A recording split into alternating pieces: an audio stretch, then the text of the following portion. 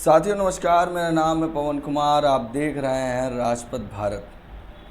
आज बसपा सुप्रीमो का सरकार के ऊपर जो ट्वीट आया है, सवाल उठाए हैं, उस पर हम बात करेंगे। मगर उससे पहले अगर आपने हमारे चैनल को सब्सक्राइब नहीं किया है तो सब्सक्राइब कर लें और बेल आइकन भी दबा दें।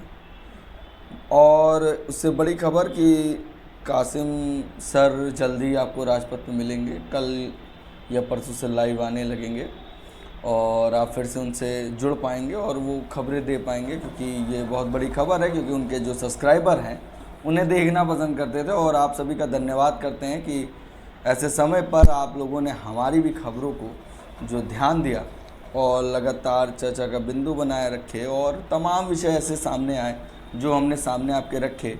वो कई ऐसे मामले हुए जिसको मैंने कवर किया। एक पब्लिक ओपिनियन लिया था जाके पंतनगर अबरार नगर में जो मामला हुआ था, इस पर सरकार ने रोक लगा दी है।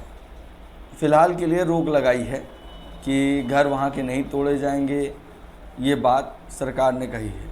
मगर अब एक बड़ी खबर आ रही है। बसपा सुप्रीमो ने ट्वीट किया है सरकार के इस मामले पर। बसपा सुप्रीमो लिखती हैं, उत्तर प्रदेश उत्तराखंड सरकार द्वारा कांवड़ मार्ग के पूर्व व्यापारियों को अपनी अपनी दुकानों पर मालिक व स्टाफ का पूरा नाम प्रमुखता से लिखने व मांस बिक्री पर रोक का यह चुनावी लाभ हेतु आदेश पूर्णतः असंवैधानिक है।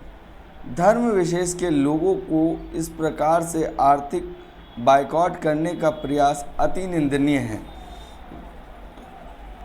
ये बात बसपा सुप्रीमो लिखती हैं और साफ साफ कहती हैं कि कांवड़ यात्रा में जो लोग वहाँ पर मौजूद होंगे, जो अपनी दुकानें लगाएंगे, उनका पूरा नाम होना चाहिए, पूरा डिटेल होना चाहिए, उनके मालिक का पूरा नाम होना चाहिए। भाई, जिस तरीके से आपने गाड़ियों पर साफ साफ लिख कर ये कह दिया कि कोई भी अपनी जाति का और धर्म का नाम नहीं लिखेगा। जिस तरीके से लोग क्षत्रिय, ब्राह्मण, यादव इस तरीके के शब्द लिखते थे, उस पर रोक लगाई थी क्योंकि कहीं ना कहीं इस पर लोगों की भावनाएं आहत होती थी। क्योंकि वो नज़रिया लोगों को बहुत डिस्टर्ब करता था कि इस समाज के लोग इतने आगे हो गए, हम लोग कहाँ हैं, ये एक सवाल उठता था। उस तरीके से अगर आप कोई व्यक्ति अपनी आस्था से अगर काम करता है और वो धर्म जाति को नहीं, एक देश को, जो सामान्य देश है, जो भारत देश है, जिसमें तमाम जाति और धर्म के लोग रहते हैं, जिससे ये भारत देश फल फूल रहा है, उस पर ये सवाल उठता हुआ साफ साफ दिख रहा है कि अगर सरकार इस तरीके से इन बातों को सामने रखेगी तो ये विचार कहीं ना कहीं लोगों के ऊपर नुकसान भी कर सकती है। वो बात इसलिए मैं कह रहा हूँ कि तमाम दुकानों पे अगर जाति लिखी हो तो लोग चाय पीना भी नहीं पसंद करते हैं। ये बात अक्सर दुकानों पे देखी गई है कि डैश या फला चाय वाले की दुकान पे जाना लोग ज़्यादा पसंद करते थे और इससे लोग, वहाँ के लोग उन्हीं से प्रभावित होते थे। मगर बसपा सुप्रीमो ने साफ साफ ये लिखा है कि अगर दुकानों पर मालिक व स्टाफ का पूरा नाम प्रमुखता से लिखने व मांस बिक्री पर भी रोकने का यह चुनावी लाभ हेतु आदेश पूर्णतः असंवैधानिक है। अगर चुनावी लाभ के लिए किसी धर्म को, आप किसी जाति को लिखते हैं तो साफ साफ ये चुनावी एक मुद्दा होता है कि इस समाज के लोग दुकानें लगाए हैं, ये लोग हमारे साथ खड़े हैं। वहाँ पर सबसे बड़ी बात है, नुकसान होता है आपसी भाईचारे का, कि कुछ जो आर्थिक मजबूत हैं वही वो दुकान लगा सकते हैं, मगर जो तन मन धन से सहयोग करते हैं वो व्यक्तियों के नाम नहीं दिखेंगे इसमें। क्योंकि जो बड़ा नाम होगा, जो मेन नाम होगा, जिन लोगों की दुकानें होंगी, सिर्फ उनके नाम दिखेंगे तो कहीं ना कहीं लोगों में भाईचारे में कटाक्ष भी आ सकता है। उसके बाद एक बात कही है बसपा सुप्रीमो ने कि मांस बिक्री पर रोक लगाना। बिल्कुल सही बात है कि अगर मांस बिक्री पे रोक लगाया जाएगा तो देश की आर्थिक स्थिति पर भी चोट होगी। जिन लोगों को अगर मांस नहीं खाना होता, जो सावन में मांस नहीं खाते हैं, वो ऑलरेडी नहीं खाएंगे।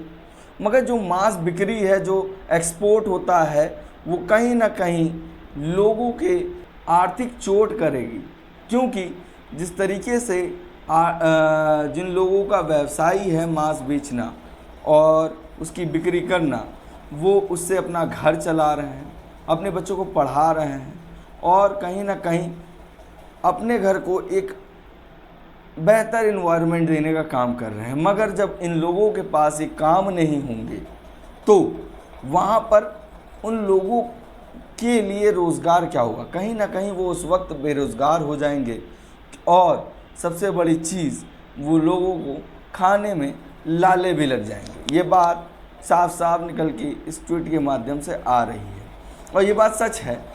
जो व्यक्ति अगर मांस खाता है या मांस को बेचता है, वो तभी बेच रहा है जब लोगों को खाना पसंद है। मगर अगर इस चीज़ पर आप रोक लगाएंगे तो इसकी साफ साफ हम आपको एक बात बता दें, कोविड ही में ले लीजिए, जब मांस नहीं बिक पा रहा था दुकानों पर, दुकान बंद थे, तो लोग ब्लैक में ले रहे थे, लोगों को महंगा पड़ रहा था, क्योंकि कहीं ना कहीं से जो लोग उसे खाते हैं या पसंद करते हैं तो उन लोगों को मजबूरन बेचा जा रहा था। और जहाँ मांस की बिक्री पे अगर रोक लगेगी तो ये बात सच है कि मांस की जो क्वांटिटी है वो कम होगी और जो लोग खाते हैं उन पर कहीं ना कहीं ये बात साफ साफ लागू होती है, उन्हें पैसा ज़्यादा देना पड़ता है। मगर अगर सरकार इस पर रोक लगा रही है तो साफ साफ ये दिखा रहा है धर्म विशेष के लोगों का इस प्रकार से आर्थिक बायकॉट करने का प्रयास अति निंदनीय है।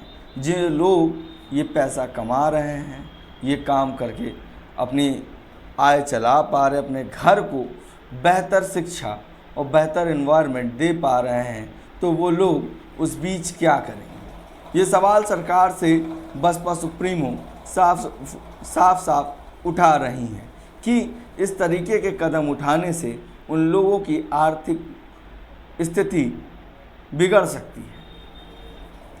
ये बात ट्वीट पे बसपा सुप्रीमो ने कहा है और ये सवाल सरकार से किया है कि आप जिस तरीके से कांवड़ मार्ग पर जो लोग फल, पानी, शरबत ये सब जो देते हैं कि लोग खाते हुए चले जाएं, और वहाँ पर अगर किसी नाम का प्रचारण होगा तो ये साफ साफ दर्शाएगा कि वो लोग कर रहे हैं, ना कि वहाँ की जनता कर रही है। भला सहयोग किसी का कितना भी हो, मगर जिसका नाम होगा उसी का नाम आगे बढ़ेगा। और कहीं ना कहीं इसमें इंडस्ट्रीज़ के लोग दिखेंगे और उनका नाम उजागर होगा। बाकी जो लोग मेहनत कर रहे होंगे, बनाने वाले जो लोग होंगे, जो चीज़ों को दे रहे होंगे, वो भी चीज़ें छुपेंगी।